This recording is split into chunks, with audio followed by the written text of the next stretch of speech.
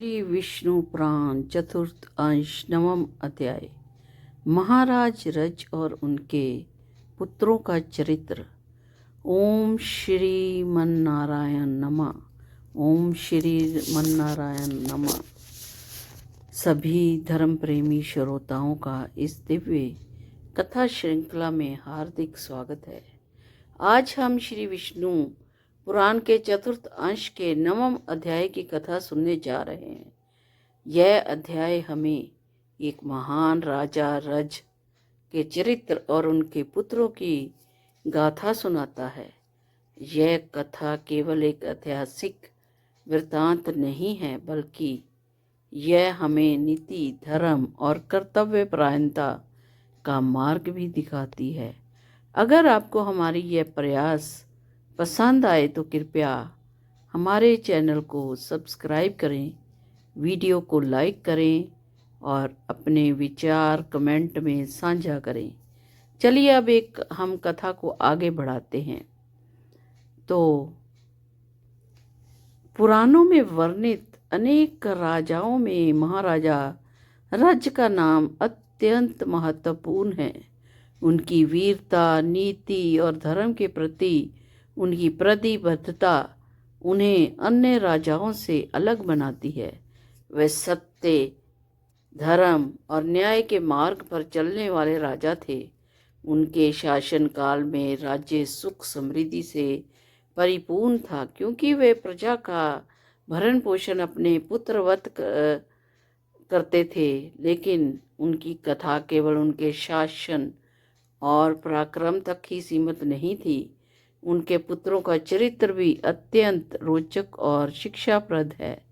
राजा रज के कई पुत्र थे और वे सभी शक्तिशाली एवं वीर थे।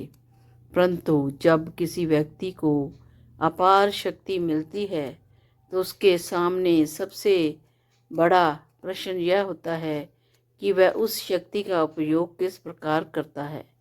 रज की वीरता और देवताओं की परीक्षा।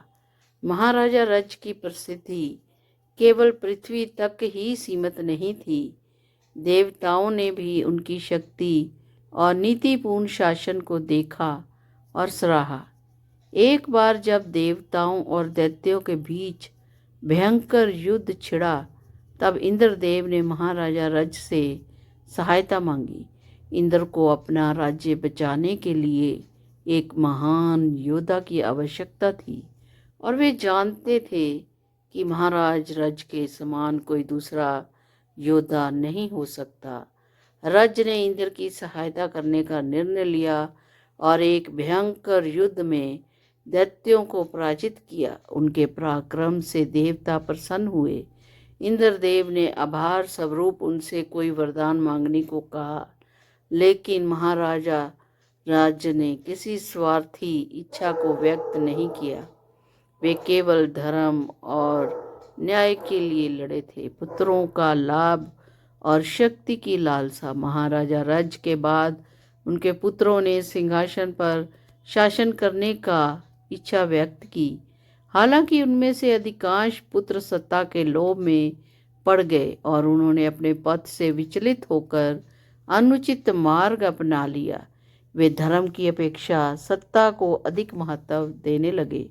एक समय ऐसा आया जब इंद्रदेव ने उन्हें अपने राज्य वापस लेने का प्रयास किया, परंतु रज के पुत्रों ने उनका विरोध किया।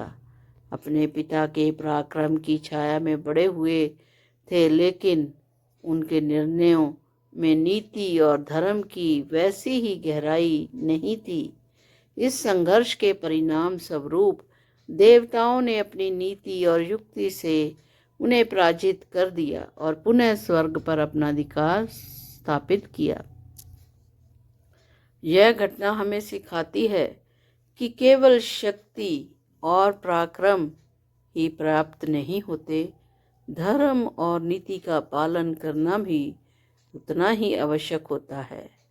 तो कथा का उपसंहार यह है कि महाराजा रज का जीवन हमें सिखाता है कि सच्चा राजा वह होता है जो अपनी प्रजा के कल्याण के लिए कार्य करें, ना कि केवल अपने वंश की सत्ता बनाए रखने के लिए।